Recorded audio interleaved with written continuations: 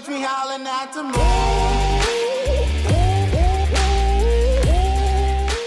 What's up guys, and welcome back to Park Pros. Let me start off this video with a little story. In the fall of 2019, I was visiting Kansas City pretty frequently for, let's say, personal reasons. And Worlds of Fun basically became my home park by default. I visited 4 or 5 times in the span of a few months. And to be honest with you guys, many of those visits involved nothing more than me walking straight to Prowler, riding for an hour or two until my head hurt, and then heading out. But alas, I have some really fun memories at Worlds of Fun. And it was kind of my go-to park at a time where I was just getting back into riding roller coasters after college. But I realized that up until recently, I've never really talked about Worlds of Fun on the channel, like, at all. And so in honor of the very exciting announcement of its new for 2023 GCI hybrid coaster, Zambezi Zinger, I thought I'd take some time this week to talk about Kansas City's premier amusement park. And Worlds of Fun is definitely deserving of some love. The park has this really rich history, and I have a feeling it's got a very bright future on the horizon as well. So in today's video, I'll give a trip report of my most recent visit to Worlds of Fun in 2022, and then I'll talk about why I think the park's next 5 years or so could look a lot like the trajectory that Carowinds took in the mid to late 2010s and potentially become the new favorite child of the Cedar Fair chain. But first, if you guys are new to Park Pros or have been checking out some of the other videos lately, be sure to drop us a sub, as it really does help us out quite a bit.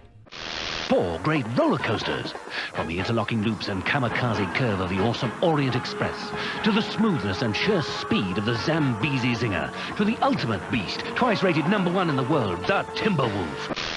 Let's kick things off as we usually do with a quick lightning round on the 7, soon to be 8 roller coasters of Worlds of Fun. Cosmic Coaster is a children's coaster in the Planet Snoopy section of the park that I've actually never been on. Boomerang is, as the name suggests, a Vekoma boomerang. I didn't bother riding it on this trip because I don't enjoy putting myself through unnecessary pain, but from what I remember, this one's not that bad. I will say that I do not like the look of the station. It's very roller coaster tycoon-y, and it would be nice if they gave it an upgrade or retheme before Zambezi opens next door. Spinning Dragons is a Gerstlauer spinning coaster, which is a lot of fun. Of all the filler coasters you commonly see in parks lineups, this model has to be one of my favorites. They're just really enjoyable and re-rideable. I also like how the queue kind of wraps around this little garden they have in the middle. Timberwolf is the park's 1989 Din wooden coaster. The ride received extensive reprofiling and retracking in 2019 that transformed it from being borderline unbearable to an actually pretty good classic wooden coaster. It's got great pacing, some decent airtime, and is a lot smoother than it looks when you watch it. It's also got that famous chicken exit in the station, which is pretty cute. Patriot is the park's custom layout B&M invert, and it's pretty solid. It's currently the 3rd best coaster in the park and is still glass smooth 16 years after opening with no rattle, which means the park must take really good care of it. And I like the unique layout, especially the elevated 0G roll and this almost wave turn type element that interacts with the front entrance. Compared to most of the other B&M inverts, which are typically more whippy and intense, Patriot is more floaty, but I actually think it kind of works in its favor because it's a totally unique experience for that model. I've also always really liked the white stripe on the paint scheme. This is just a really pretty coaster. Mamba is the park's Morgan Hyper coaster, and it's been very well documented on this channel that I do not like Morgan Hyper coasters. But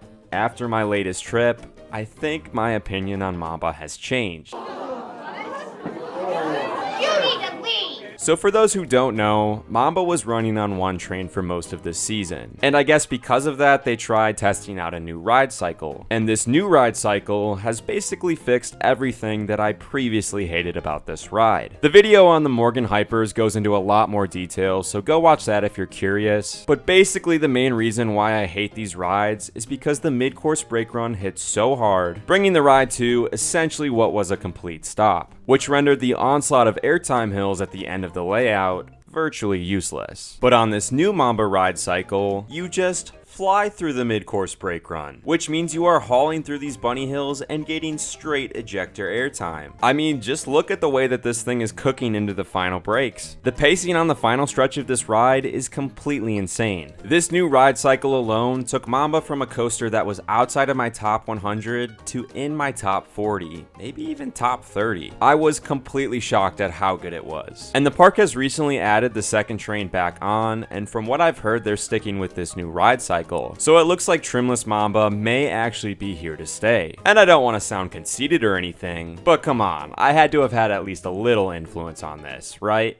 No. Anyways, Mamba is now easily the best of the 3 Morgan hypercoasters in the chain, and I hope they never revert it back because it's an actual good coaster now. Then of course we have Prowler, which is one of my all-time favorite roller coasters. Prowler is a GCI wooden coaster that has a phenomenal out and back layout into the woods. It features mostly laterals and quick transitions on the way out, and is more airtime focused on the way back. It's also held up really well over the years. I was expecting at least a couple rough spots, but didn't really notice any. I've also never seen this ride with a line in my 7 or 8 visits to this park. Prowler is just all around a very good wooden coaster and one of GCI's more underrated creations. Now on to some of my random thoughts and observations about Worlds of Fun. I feel like a broken record saying this, but this is another Cedar Fair park that's just really good looking. And as I visit more Cedar Fair parks, I continue to notice the same trend. Maybe it has something to do with the lack of advertising compared to the Six Flags parks, or just the noticeably elevated level of effort when it comes to landscaping and greenery. But basically every time I'm at a Cedar Fair park, I think to myself, this is a really nice park. And I would say there's less than a handful of Six Flags parks that I feel the same way about. Worlds of Fun in particular has a lot of tree coverage and natural shade. Another good thing I noticed about this park is there's a lot of pavilions and seating areas where you can kind of just hang out. Cedar Fair has been adding these areas in with the new beer gardens or restaurants that it opens at its parks. And I think having enough amply shaded areas where non-riders can just chill, eat, or drink is an extremely underrated aspect of parks. Also, this park has a ridiculous amount of season pass bottle refill stations. They are literally everywhere, sometimes they're even within a couple hundred feet of each other. Both Patriot and Prowler have themed music on the way up the lift hill, and I really like that. I think for a park that has very few rides with any theming that goes beyond the surface, it's a nice touch. Also, I remember during my 2019 visits, there was a huge wasp nest at the top of Prowler's lift hill, and when you peeked the top of the lift, you would get swarmed by dozens of wasps. So every time you'd ride, you were basically in jeopardy of getting stung, which definitely added a thrilling element to the ride to say the least. But I'm happy to report there were no bees this visit. The kids area has a nice little shaded petting zoo, which is pretty unique. In terms of the park's operations on this visit, they were fine, nothing special, but definitely not bad. Like I said, Mamba was on one train, which I knew going in, but Prowler, Timberwolf, and Patriot were all on 2, even though they probably didn't need to be. But the ride-ops I talked with were all really friendly and doing a good job, so no complaints. On this visit, I was spending a few days at my friend's place in Kansas City, and I was debating whether to do Worlds of Fun, which I hadn't been to since 2019, or drive the 3.5 hours to Silver Dollar City, which you guys know is one of my favorite parks. But I'm glad I went to Worlds of Fun, because this visit made me realize that I had kind of written off this park's coaster lineup. It might just be because it's been forever since they got something new, but if Mamba's gonna continue to run this well, it's right up there with Prowler as 2 great coasters at the top of the lineup.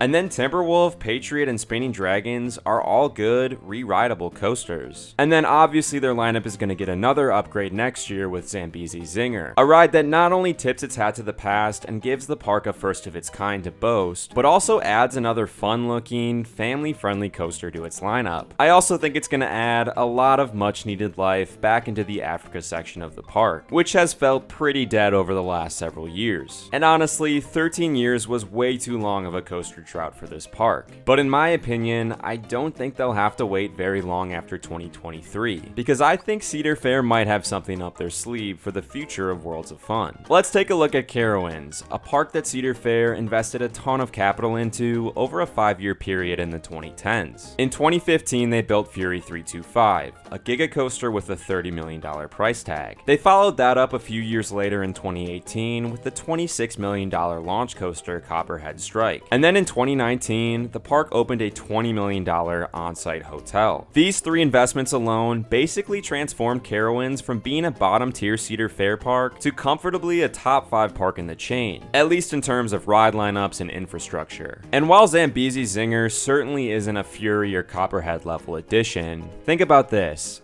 How often have we seen Cedar Fair throw a bone to the lower tier parks like Michigan's Adventure, Valley Fair, and Dorney Park over the past decade? The answer is Never. Cedar Fair has shown us they're not going to add a new coaster to one of their parks just because they're due for one. And while a lot of the timing on the Zambezi Zinger edition has to do with the park celebrating its 50th anniversary in 2023, it also conveniently lines up with a major event coming to Kansas City in a few years. An event that will likely drive hundreds of thousands of people to the city, and also just happens to be the largest sporting event in the entire world. For those who haven't caught on yet, Kansas City is one of the host cities for the 2026 FIFA World Cup. So I believe that Cedar Fair is using Zambezi Zinger as a test for Worlds of Fun. If adding this fairly inexpensive new coaster is effective in driving attendance in 2023 and 2024, Cedar Fair would almost certainly want to add another eye-catching new attraction they could advertise to draw in the hundreds of thousands of soccer fans and tourists that Kansas City will be welcoming in the summer of 2026. And what better way to do that than with a brand new shiny Giga Coaster. Now I'm aware that on paper the most glaring need in the park's lineup is some kind of launch coaster, and I think something like Copperhead Strike would be the most logical choice should Cedar Fair choose to make another major investment into Worlds of Fun. But